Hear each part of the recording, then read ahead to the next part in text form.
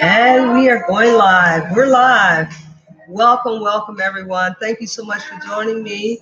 This is Omika's Mantle Production coming at you from YouTube Live. We have a guest with us. We have Maddie Harvey with us this evening. Maddie Harvey, can you say hello to the audience? Hi, how are you? Oh, okay. She's a little hoarse. She's got that little frog in her throat today. Once again, we're glad to have her with us this season. She lived to see another holiday. We are thanking and praising God for that. She used to be our prayer warrior on the Blog Talk station on Oracle Divination Network. She used to give us our prayer. And today we are going to be talking about self-directed parent information centers. And a lot of you might not know about those, but we've been talking continuously about how to set up your very own parent directed information center. We've completed our website that actually guides you through the membership. There is membership, of course. We have the basic membership. We also have the VIP membership, the silver, and then we have the gold membership, the VIP plus membership. And everything that's not caught up into membership, if you just want to try out the products and services, is $19.95. And we're running a special on our silver membership, which is normally $75, and we're offering the gold plus VIP for the same amount, $75 per year, accessing all of our services. As you know, I have brand classes doing special education law, and we've also talked about how do you set up your parent information center. And once upon setting it up, who do you direct? Who are the people that you go and address? And in this situation, we're talking about Black African American self-directed parent information center. And we're going to be talking a little bit about how to do the basic training, but we want to direct you to our website because there will be tutorials and tools that you can actually download on our website. Once you get membership, you have access to go to those sites. We will have a store there. You can download those tools to help you get started on setting up your very own parent information center. And it doesn't matter if you're directing the Latinos or if you are directing and looking for going to, excuse me, Maggie, you're fading out of the picture. You have access to go and bring in information specifically for that clientele of people that you're going to be addressing, whether it's African American, Hispanic, Japanese, Muslim, whoever, because that's why they call it a self-directed parent information center. Now, how do you define a parent information center? Can you tell me if you are familiar with Parent Information Center? Right over here, you can direct your questions to Omi and let me know, and I will try to get back to you. Now I want to speak to Mrs. Harvey about working around parents and what are the things we have to look for when we have special needs children. Mrs. Harvey? One of the things you're looking forward to really it is when you have special needs children, you're looking for somebody to pick up the quality of their parents. Okay. And that parents can be mother, grandmother, whoever. And usually it's a foster parent, right? Yes. Or a grandparent. Yes.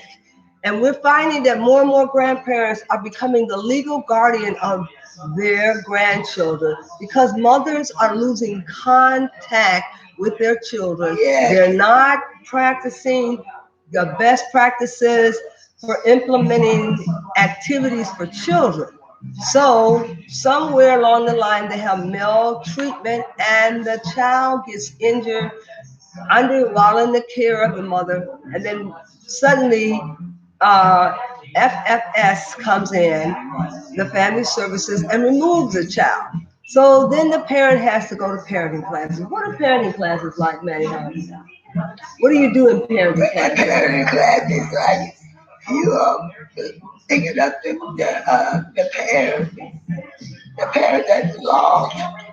Okay, well, what are the classes like? What are the parents? What are they going to learn?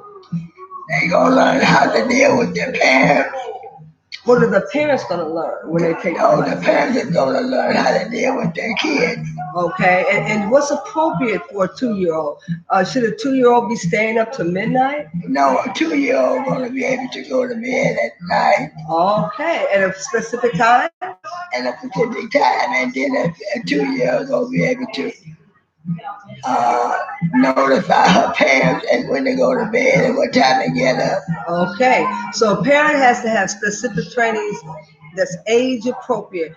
So you just cannot treat all children the same way. Can't. It has to be age appropriate. What do you think? Yes, you have to have age appropriate. And during this holiday season, we see a lot of parents, they lose their children because they get very frustrated because they're not able to give out gifts like they usually give out. They don't have the money for the holiday. They feel depressed and they go into a depression and they leave their children alone unattended. And this is during the time when a lot of parents have DCFS come in and remove their children out of the home because the parents have gotten depressed and they've gotten into quarrels and argument because they cannot give their child the gifts that they would like to give. So DCFS comes in, and now what happens when DCF takes the child? DCF takes the child. They place the parent of the parent. They place the child where? In the home and place the child in a foster home and in foster care. Okay, so that child no longer gets to stay with the mother, and it definitely cannot stay with the relative. Even though the relative may want that child, the DCFS may say, no, the proper place is place them in another home. Right. Does it always have to be within the city, or can it be out of the state? No, it can be out of the state. It can, and that's what we have to watch for, parents. When our children are being taken away and there's no other family member that they can place them with, that child could be placed out of state. And it could be a long time before the parent ever sees the child. In the meantime, the parent may get an order, go to child development classes. And they mean go to child development classes. What's that? Get the necessary training you need. Show us the continuing education hours you have, and then we'll set up a visitation opportunity for you. So sometimes that visitation must be supervised. How do you supervise a visitation with the parent? You supervise it by having a foster parent there with the child. Having a foster parent there, or some supervision by security to make sure the parent doesn't harm the child again. Right. Now, the reason why we're talking about this, a lot of special needs children, for some reason, they become victims of maltreatment. Because sometimes parents become frustrated with them because they can't move fast enough, or they don't know anything and they're slow to learn. And the parent becomes very physical with the child. So during that time, you see a lot of frustrated mothers hitting and slapping their children and shaking their children. We know that those things are not necessary, because a special needs child should be exempt from all those executions of beatings, because those can become maltreatment, and the parent can be charged for physically harming their children, and the child can be taken out of home. So now, special needs children, even in the school system and in the care of the teacher, they have to handle them a certain way, even if they've been in a fight and now somebody has to be expelled. It used to be a time where special needs children didn't get expelled outside of the building. They had in-school suspensions. And usually when they do a Title 20 on a special needs child, you had to handle special needs children differently in their IEPs that are written, this individual independent resource contract that they write. They have to write goals up and they have to fulfill them. What's going on in the Parent Information Center? In our Parent Information Center, we outline that Parent Information Center to address the needs of the community. We have a certain community that we service. It's free, of course. We go out and look for those parents who are discharged from the hospital, who have a special needs child, who needs to be able to go to the library to read about their special needs child, to read about their disability, also to find out about the benefits that the child is eligible for under Social Security. So One of the things that a parent information center does, it allows the parent to know that they're in the community and to invite the parent in and to even go out into the community with a gift to give that new family that just has moved in who has a special needs child, welcoming them over to the center, saying, come on over to our center. We have tons of material. We have workshops and seminars. These are all free of charge. And normally this is a government funded type of program where you bid on contracts to cover the cost of your parent information center.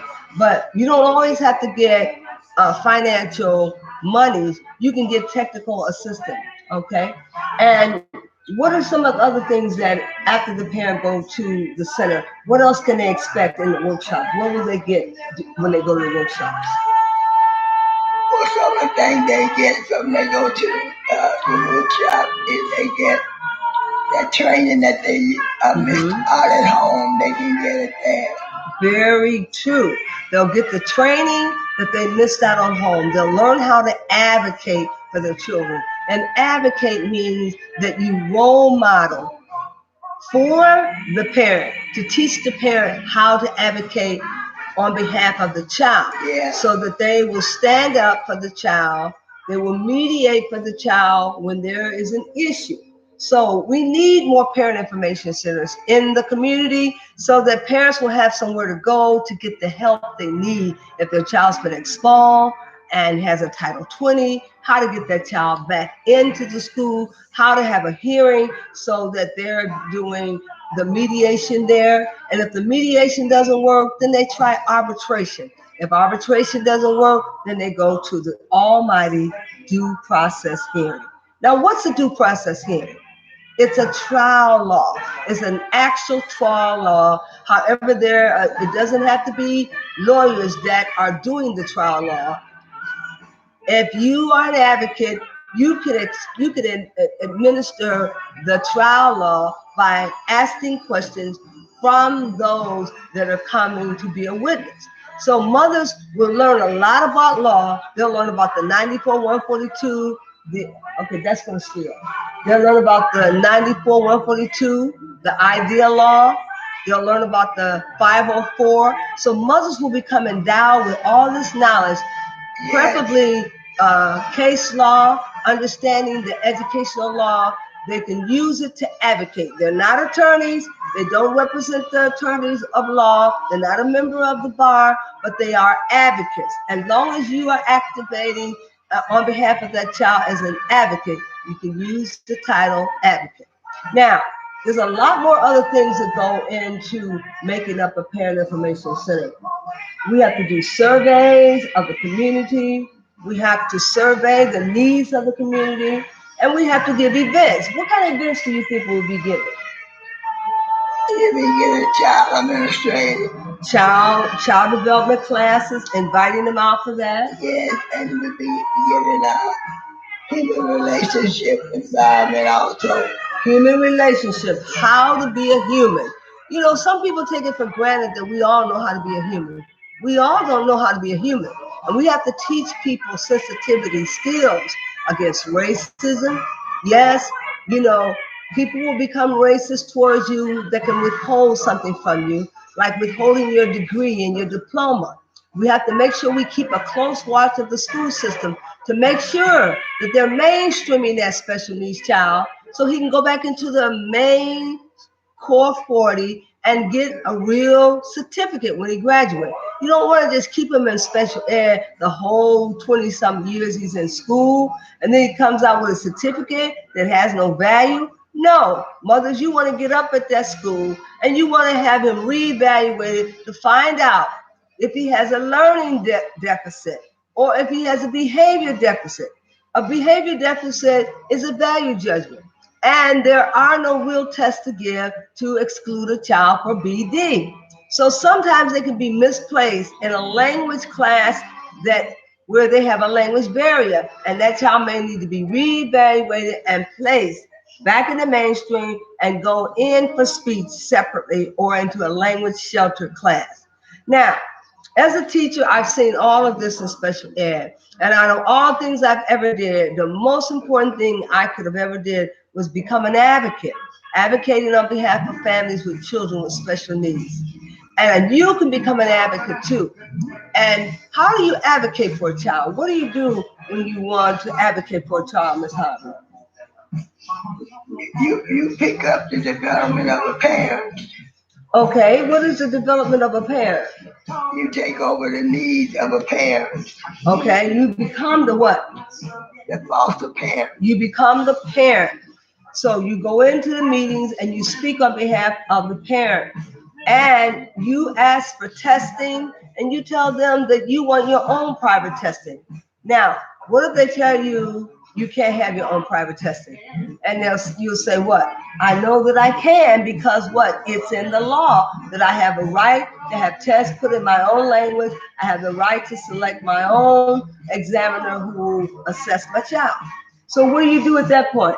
Do you ask them for a list? Yes. You ask them for a list of those psychiatrists and who they recommend that can actually test your child. Now, throughout the year, if they say, here's your boilerplate IEP, do you take that? Yes. No, do you take a boilerplate, somebody else's boilerplate, or do you ask for your own individual? No, you ask for your own individual. That's right. IEPs are very important. That's one of the first things the parents have to do when they go to school. Sit in on the IEP, make suggestions and recommendations for that child. Do not, under any circumstance, accept the Boilermaker IEP. This is an individual evaluation plan that must be conducive to the needs of that child. You do not accept the boilerplate. And make sure that your IEPs are updated every 2 years. Do not work on an outdated IEP. Now, let's also talk about when you go to the staff meetings. Say, for example, you can't get to the staff meetings and you say, oh, I'm just not going to go. Should you call the Parent Information Center and say, is there anyone there that can become a surrogate advocate for me and sit in on the staffing meeting? Because you want to make sure things get done right and somebody represents your child there. So then you will call in for an advocate to go to that meeting to do what? To talk about what, man? What would they be talking about? They talk about the parent. I mean, the child is being staffed. What would they say about the child?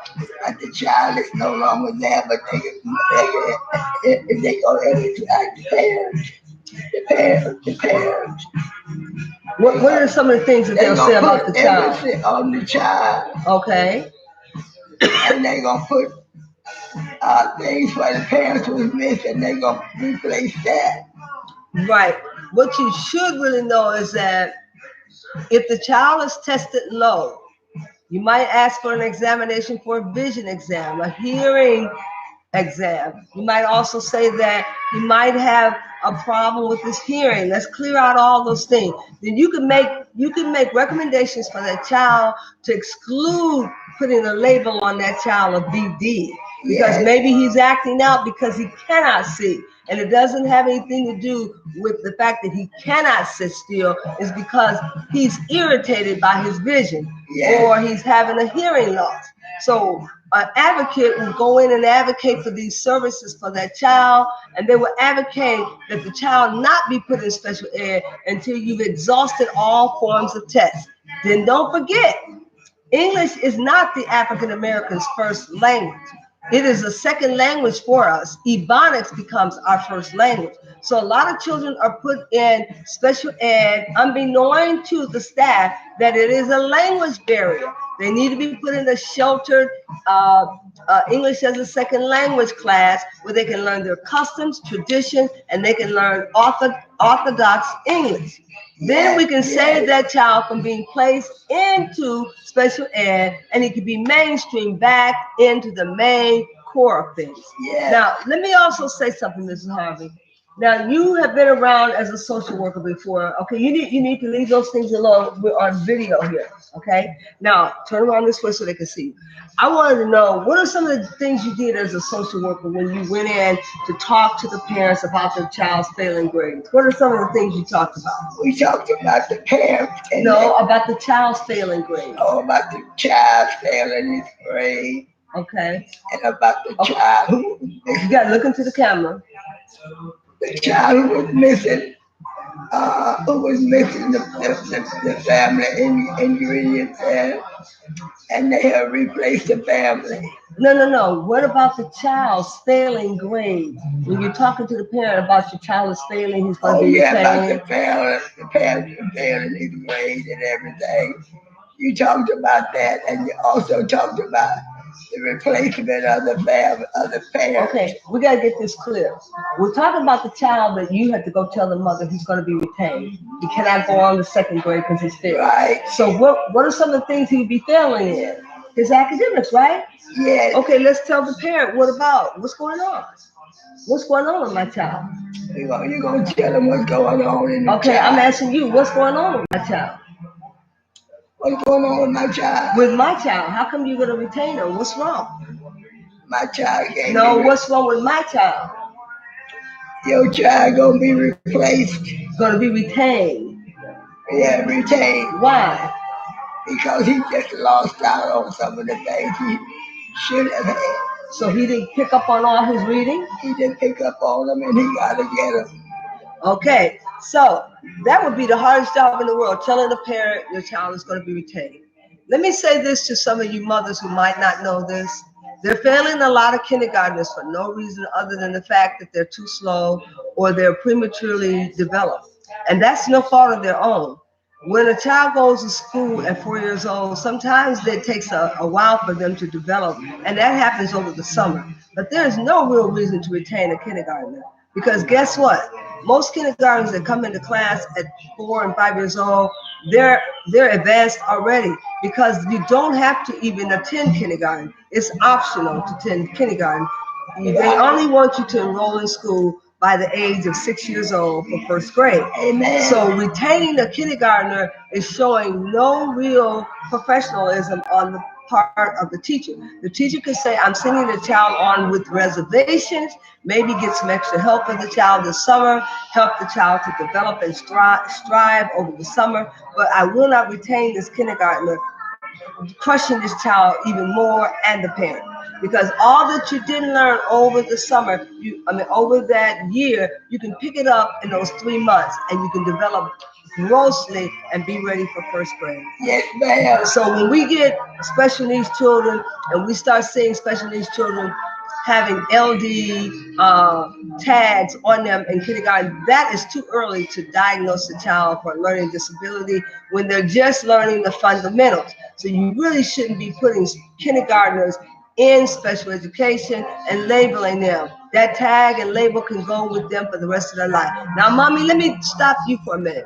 Some of you may be so glad your child got a label of LD or BD because now you think it's to the bank and all the way ching, ching, ching. Because now you're going to get a check, a little Sally, a little Bill. It doesn't work like that. They're only giving Social Security disability checks to children that have a learning disability. They were not giving these checks out to other health impaired. They fell up under a different category. So therefore, the 504 was administering services to children that had a BD label. Now they're looking at attention deficit disorder again, saying, well, we might as well give them that label so they can get their benefits. So it becomes a benefit thing for parents. And that's why we got the Parent Information Center, to reteach our parents, to show our parents how to be real parents and not money guzzlers or pile cash guzzlers who are reaping money from their children's disadvantaged and special needs. Yes, so we are the special needs, the surrogate advocates, and we're going to advocate on behalf of that child so no one takes advantage of that child. And by law, that child must have an advocate to advocate for them. And no one should be able to place them in less than the least restrictive environment. That environment must be least restrictive for that child. You cannot treat a child a certain way, suspend them who has a deficit and a disability. You must handle them with kid gloves. And parent, you must know your rights. And if you don't know your rights, you come to the Parent Information Center and you read up online at our website of what your child's rights are. Know your rights, because if you don't, somebody's going to take you for a ride and your children won't have an advocate. Right. So what is an advocate to you, Ms. Harvey? An advocate is they know everything about what the child missed out. Okay, and how does the advocate work? Look in the camera. They have to gain everything that the child missed. Okay, look in the camera so they can see. How does an advocate work? What do they do? Do they speak up for the child? They speak up for the child and they give the child. They speak up what the child lost and give it back to it. They try to make sure that no one is beating the child out of something. And usually the child may be reduced to a lower level by placing them into the smaller classroom with the short bus so they don't get a chance to get a mainstream ride. But you think that that child should be a part of the mainstream to be able to fit into the natural class, then you advocate for that child to come back into the regular classroom with temporary pullouts or putting them in a sheltered classroom where his social, emotional, and cultural needs can be met. Let's pull this down and don't do that because you pull this all off. Okay, watch the camera here. And making sure he has the same rights that every other child has. What are some of his rights?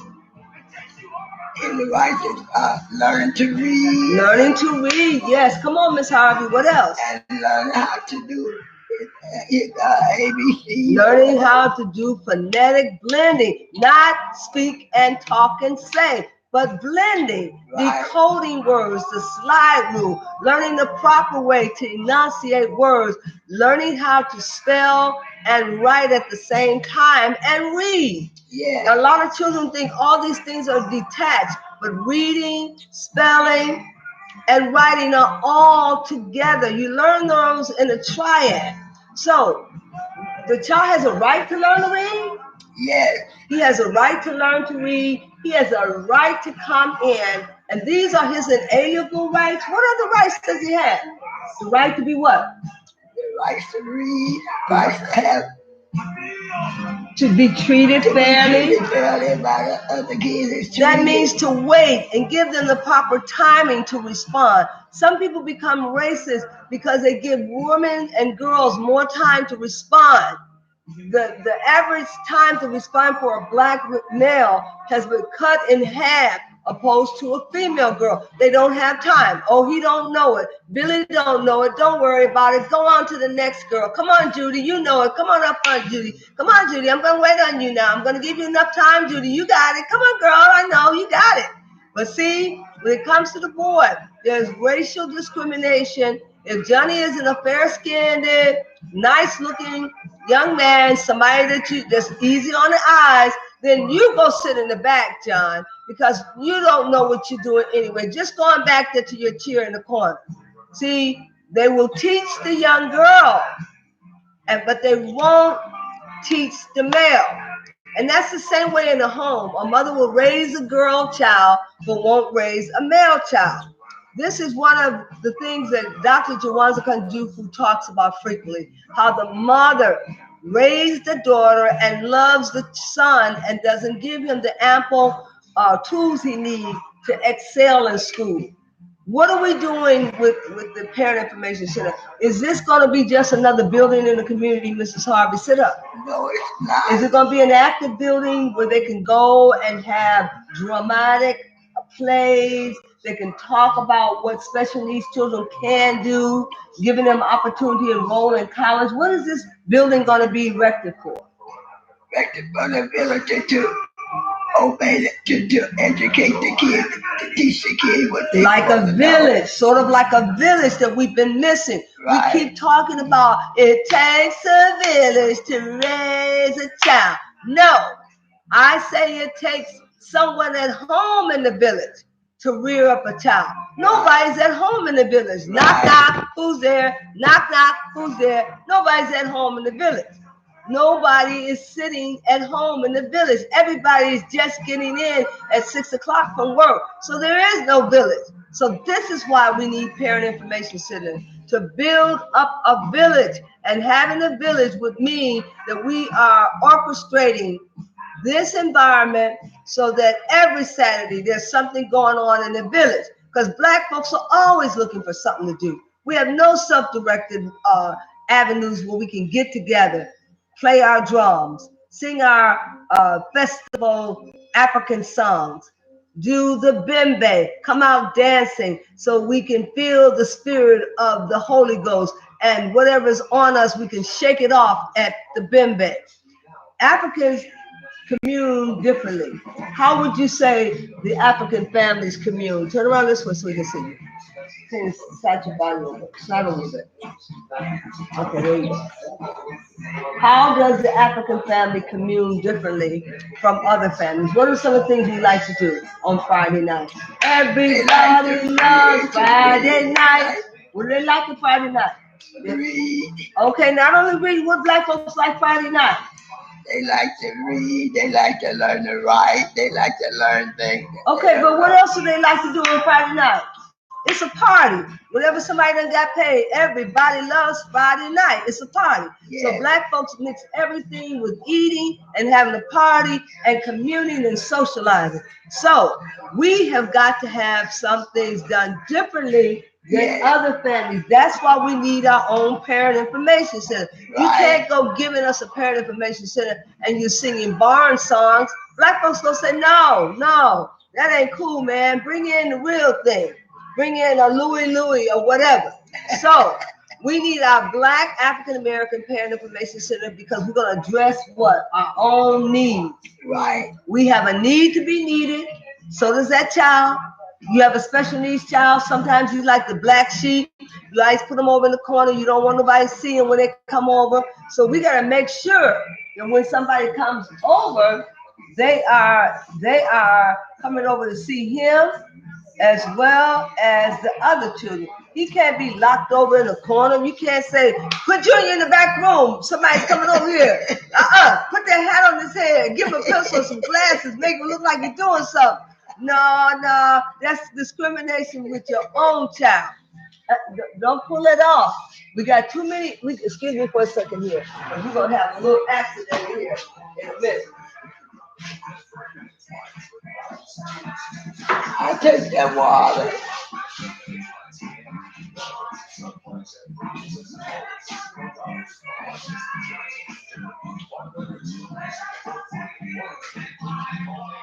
All right. We have to understand that we cannot take our children and separate them from the rest of our children and treat our special needs children like the black sheep. And that's what's been happening. These young children have low self-esteem problems. And I've even worked with some that graduated from high school with just a certificate of completion. And what you need to place that down on the floor right there and watch the camera, because see, you messing up the camera. Turn over around and look at the camera.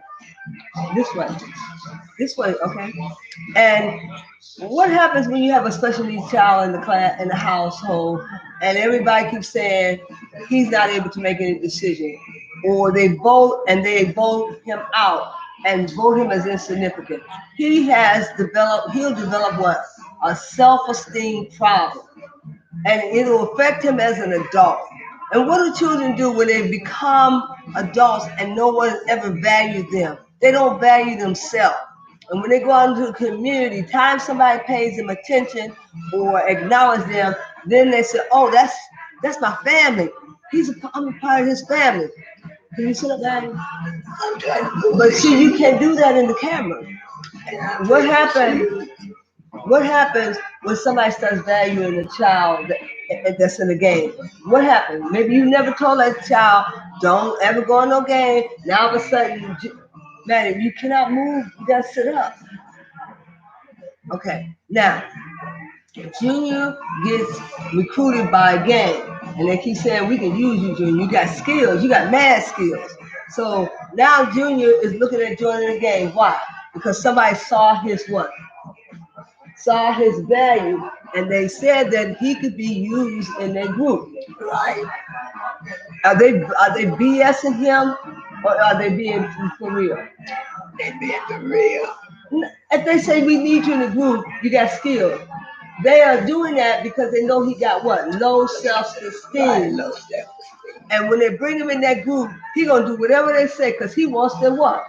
Their approval. Right. Okay, so how the mother tell a child, no, son, you don't go after that kind of approval. You need real, genuine approval, and you should feel good about yourself. How does a mother tell a son? How does she tell her son that? How does she tell her son that don't be so ignorant and be gullible and join a group just because somebody said they like you? Right. Okay, but how does a mother tell her son? She's supposed to let him know how he feels about everybody. No, let him know about how he feels about himself. Yeah, about himself. She helps to build up his value and his self-worth. His self-esteem, yes. So that you can't do that in here because she helps to build up his self-worth so he feels good about himself without others falsely telling him that he's good at something. Right. Because they'll say he's good at shooting a gun, but he may have never shot a gun, but they'll put a gun in his hand and say, you're good at this, why don't you go and shoot? Now, what I'm saying is, family, is that we've got to start all over again with communal living and lifestyle. Our Black people have gotten to the point where we are so different now. We all don't believe the same thing anymore. We act like we're all from different tribes.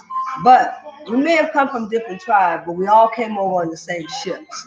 And because we all came over on the same ships, we still have the same desire to help our brothers. And the purpose of this Parent Information Center that was, you need to sit still, that was so uniquely put together specifically for Black parents. We wanted to have something by Black parents for Black parents. Now, this is not an extraordinary thing. They've started with the Self-Directed Parent Information Center by government law that you can tie a title on it, Hispanic, Jamaicans, Parent Information Center, African American Parent Information Center, Chinese, Asians, because we want you to be specifically addressing those people that are in your community or your tribe. So that's why I'm talking about Black Parent Information Center, because it's not just because I'm racist or only want to address our people. We have always included people of color for so long that when we do that, we include all the minority, brown people, yellow people, and then Black people get washed out. Yes. And they never get to tell their story or get the help they need. So what do you think about that, Ms. Harvey? I think we need that help. You need to turn down here. You need what? We need that help the same as everybody do. And we need to be counted as well. Yes, we need to be counted. Do you not know the 14th, the 13th and 14th, well, actually the 14th and 15th Amendment was created specifically for Black people. And it was created for Black people because of all the discretion that was shown against us and all the things we lost out on. But there have been Hispanics trying to use the 14th and 15th Amendment as a prima facie case for their case. But it was soon discovered that Hispanics were not even here at the time those articles was put in. You can't do that while you're doing this from here, okay? Those articles were being put into effect. Hispanics were trying to take the benefit of those articles. And a lot of minorities have benefited from those articles. And here you have special needs children. Mothers don't know that they have rights. You have rights, mothers, and your children have rights. You need to exercise them. You shouldn't have your child sitting at home from an expulsion of Title 20 and no one will let them back in school. So now the child loses interest in school and he drops out. A lot of children are pushed through the cracks, and especially challenged children and differentiated learners. That's why you have got to advocate for them. And you other stakeholders who are not parents, but you are teachers and you are adjunct and administrators, you should be an advocate, a surrogate advocate for children. I've been a surrogate advocate for more than 30 years for children. I've actually been able to work with lawyers in due process hearing cases, fighting for children's rights. And it is not something that I regret. I am so happy that I put my time in with Design for Change, who trained me to become an advocate. And a surrogate, I trained there to become an advocate, and then I went on to Okay. Man, you can't do that while we're in this thing, okay? You gotta take your hand out of there. You can't have your hand in your clothes like that, okay? Because it shows in the video. Okay, just like Design for Change had trained me initially, and then I went on to InSource, and InSource trained me to be a surrogate advocate, working with families. And it really benefited me because I was able to work with some families that were there in the northwest suburbs of Chicago, of Illinois, to fight for the rights of Black males being grossly overly assessed and tested for special ed. One of the things we have to understand is that these children now can go on to college. So our biggest advocacy must to push them on to college, to use those funds from Social Security to pay for them to have a higher education.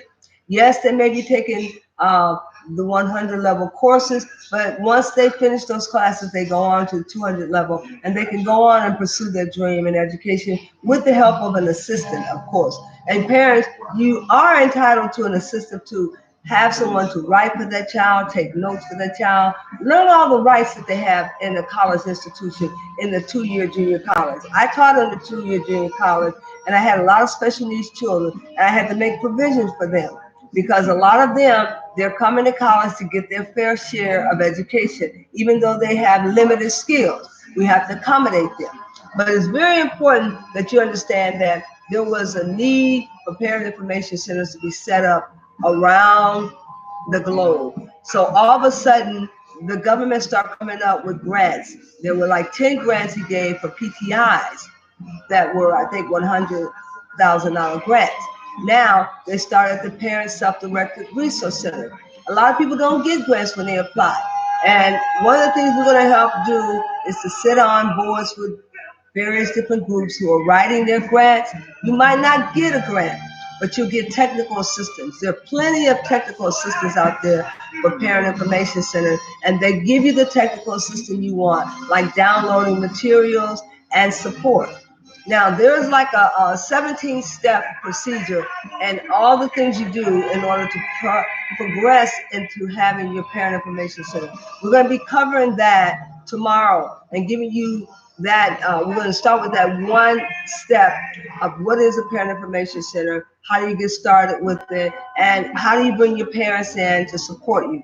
It's almost like setting up a new school. You bring parents in that community that you're going to service. You set up your board, and on your board, you want 50% of your parents to be special needs parents of special needs.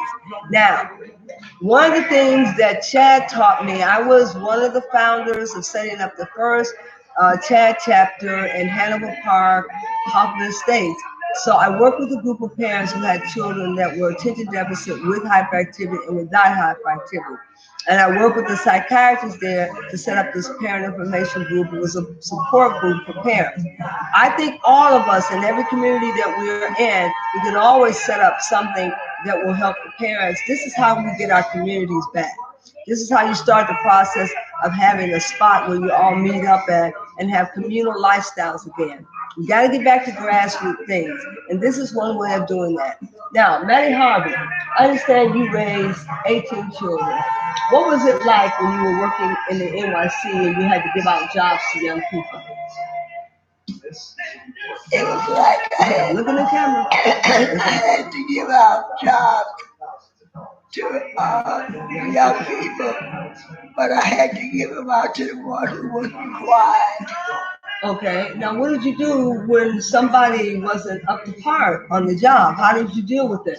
I sent them back to be retrained.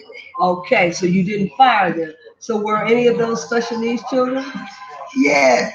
Okay, so they must have missed some of the steps along the way. So you told them. They missed a lot of them. So they had to go back and be retrained. Mrs. Harvey was a social worker in her younger days, and she worked with younger people. So she knew a lot about young people. A lot of people knew Mrs. Harvey that were young. Most of her friends were young. So how did you gain confidence with all these young people? I realized that's what they need. And as I realized they need, I was able to bring them up to it. Look in the camera. I was able to bring them up to their needs. Okay, and what were some of the things that you did with them that was unique? I would bring them up to the standard of things. Showing them the process. The process of living in that. Okay, and what kind of jobs did they usually do? They used to maintain the job. What kind of jobs? Like they clean the city, pick up trash? They clean the city, they pick up trash, they did all that. And what else did they do? What were some of the skill jobs they did? Painting? They was painting, they was putting the skill jobs on. Okay, so this helped for a better student. I started off at NYC. I was first cleaning the walls of Colliston High School, and then someone noticed my good work of cleaning the walls, and they offered me a job to work in the office. I don't know how they equated the manual labor with working in the office, but somehow they saw the excellence that I put on my work, and they thought I could apply that into an office setting. So I got offered a job to work in the office as an assistant to the secretary. So that job gave me a lot of skills, a lot of administrative skills, and I obtained that job right from NYC. And NYC was a very necessary thing during the time that Hatchett was in office. He really pushed education and hard work. So NYC came about in our city because Hatchett pushed it and made sure that every young person had a place to go to work, even if you were a special needs student. Now let's get back to special needs. Now, we know there's all kinds of disabilities, and children can be born here at birth with a disability. And parents then need to be ushered into a sort of library to look up their child's disability, to purchase books about their child's disability, and to come to some meetings with support groups of parents who have special needs children. And it's not a shame, not a shameful thing to have a special needs child. You shouldn't hide that child. You shouldn't sit up, Maddie. You shouldn't make that child become a hazardous eyesore. You should put that child into things and get him actively involved and act just like if he's missing an arm, act just like he's still functional. Just because a child misses an arm doesn't mean his brain is off. It means that they need to talk about disabilities and differences so people can learn to respect differences. Now, in our Parent Information Center, we're going to be doing a lot of things with women, and we're going to ask for a lot of volunteers to come and volunteer. We'll probably have 3 or 4 people on staff to start with, but the rest of them will be predominantly volunteers, and those are volunteers from the community. In exchange, we will give you training to become an advocate. And some places where I was training, they actually paid us to become an advocate, $150 after you finish the training. Now, I can't tell you that that's what we're going to do because we don't have the finances for that yet, but that's one of the things I would love to do, train you to become an advocate so you can have your own independent license to become an advocate, and you can market yourself as an independent 1099. I did that for many, many years with lawyers, where I contracted with lawyers to do their research and to also handle their due process hearings. And it's a part of trial law, educational law. So I do think, man, if you can sit up and look in there, tell us a little bit about what was it like to work at Colliston High School when you did work in the office? What were some of the things you did with the children? When I worked with Colliston High School, I worked with the children. I helped them to maintain what skills they had. What kind of skills did you give them? I gave them the skills to manage the skills that they What kind of skills did you give them? You had to teach them something now. My kids already had skills. Well, what about organization? Didn't you teach them about organization and timeliness? And I was teaching them about organizing and how to organize. Managing their time. And managing their time and all that. Okay. And what are some of the other things you taught them about being consistent and showing up on time? I was telling them, teaching them how to be consistent and also being on trade. Or you helped them to get a trade? Yeah. Okay. Be trained. Well, Ms. Harvey may be a little shy and bashful, but I'm going to say it for her. She taught them a lot about organizational skills because that's what she taught me. Be on time and let your word be your bond.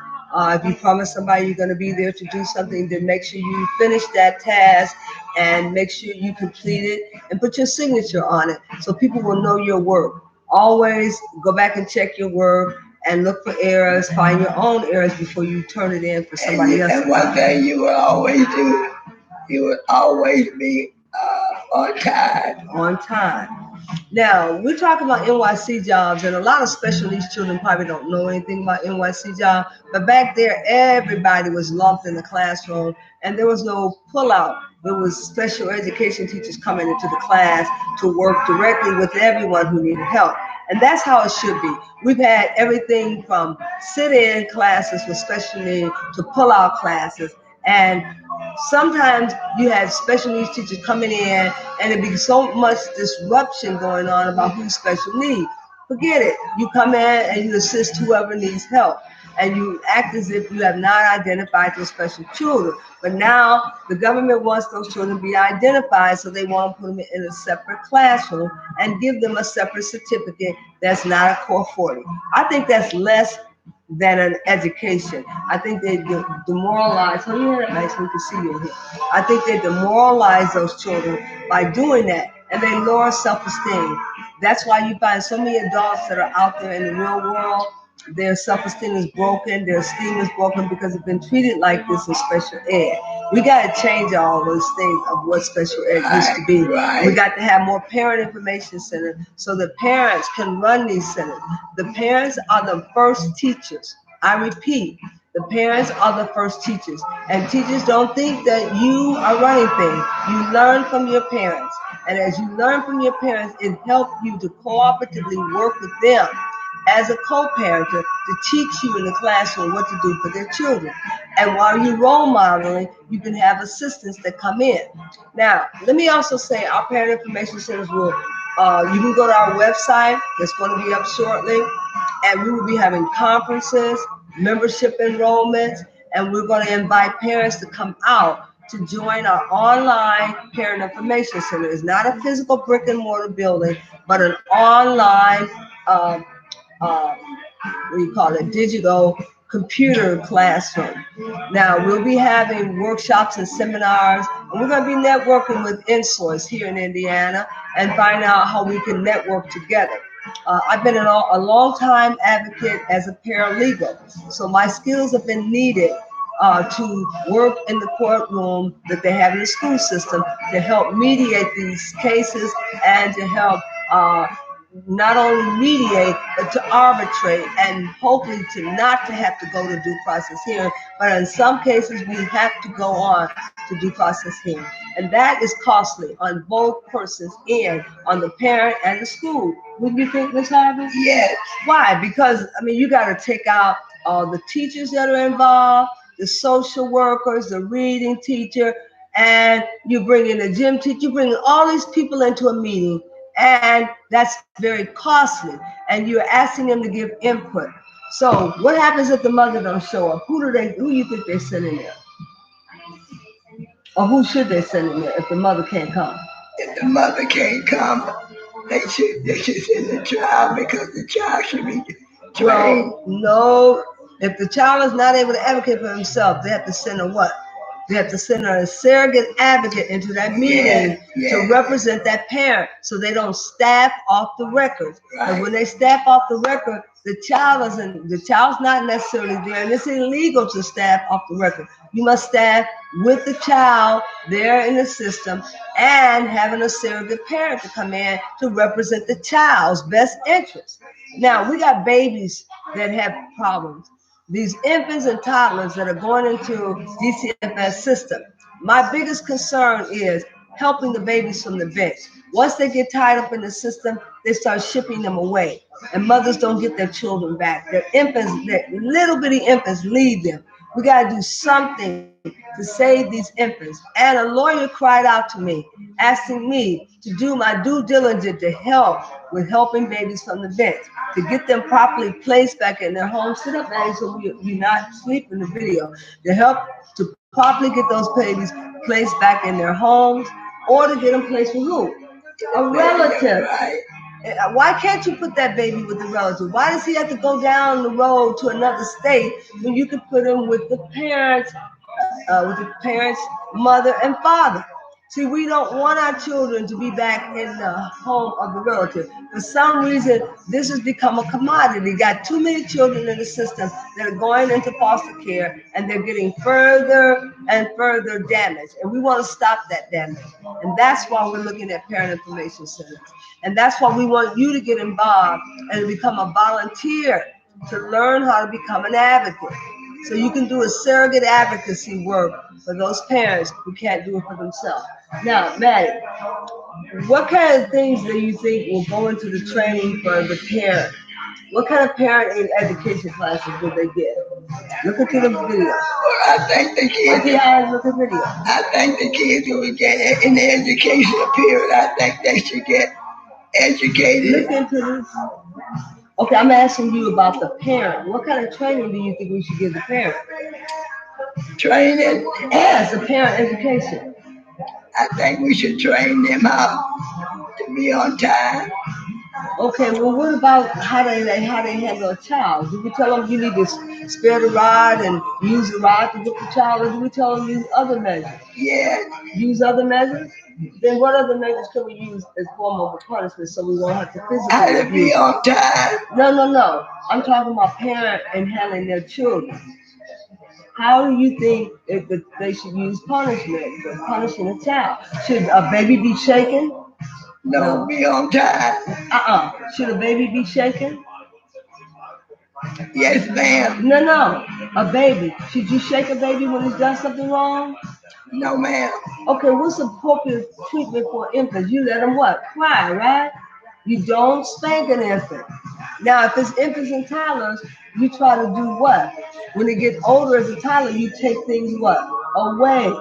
Right. Okay. We got too many people that don't know how to handle children. They're physically abusing children for no other reason than they're frustrated. And we want to change that and turn it around. And we hope that you will go out to our National Black Alliance work page, I would say. It's called the actual website. And we do have the Buddy School there. And that's when you get your training to become an advocate. And our Buddy, it's called the Buddy School. I think that's what they called it. I know it's something about Buddy, but it's on the line and you can actually get your training there. You need to sit up now so they can see you. Mrs. Harvey has tuned in with us today. She's here from out of town visiting, and she used to be a long time voice on our Blog Talk radio station. She used to give a prayer for our session, and I don't know if she's still up to giving a prayer today. She's been a little under the weather. We're glad to have her back. She came back from the hospital 100 strong, and she felt good about getting on this air today. Can you wake up, Miss Harvey? Yes. She felt good about getting on this air today. So we thought we'd bring her on here to see what she had to say. Is there anything you'd like to say other than Merry Christmas, Happy New Year? I like to say to everybody here, I would like to say Merry Christmas, and I also like to say Happy New Year. Okay, then. That sounds like a large order. And I also like to say a Merry Christmas. Yeah, I think you said that. Okay, you're forgetting. Okay, don't mind my hair today. We decided to do a little freaky outfit here. So the one thing I want you to understand is that parents are our life, and we put a lot of time into parenting. I work with a judge called Judge Kermit, and Judge Kermit does a co-parenting training. We're hoping to get her back on board with us. We did a lot of training in Maryville, Indiana, to get parents trained in co-parenting. Those are court order demand when you go and get the co-parenting training. We're hoping to do more co-parenting training to get parents ready to become better parents. If you can't do anything else, we hope that you can be the best parent that you can be. And then we know that parents are going to deviate from physically abusing children, and they will use other means for punishment. So African Americans, I hope you're tuning in this evening. We have a special website just for you, and it is intended to be built by minority Black people for Black people. So please do patronize us. And if you have a need for your child to get back enrolled in school after expulsion, if your child is going through a Title 20, please do contact us. We can do what we can for you to help you. And we're talking about focusing in on Indiana State. However, we cannot go outside of the states to your hearings, but we are going to see if we can do more online Zoom and we can talk to you about how to advocate for your child. And thank you so much for being with us today. And we do hope that you will follow us. Go down below and become a follower. We're going to be focusing quite a bit on our medical coding class, and I did a session on that, but our medical coding class is for those people that are getting ready for preparation for taking the test. And I know it might not be a whole lot of you out there, but I want you to know that we're going to put those materials online. And I might not be there physically, but you can go online and get those materials. But we're going to be focusing heavily on you coming to our website for the National Black Alliance for Parents. And this is a parent-directed family resource center that we're urging you to be a part of. Men too, not just women, but men too. Thank you so very much. And straight ahead and into the future, Milwaukee. Straight ahead and into the future, Garland, Texas. Straight ahead and into the future, Avon, Indiana. Straight ahead and into the future, Milwaukee, Wisconsin. Straight ahead and into the future, Dallas, Texas. Straight ahead and into the future, Gary, Indiana. Oh, double. Can you say hello or goodbye, Maddie? Hello. Can you say goodbye? And goodbye. Okay. Thank you.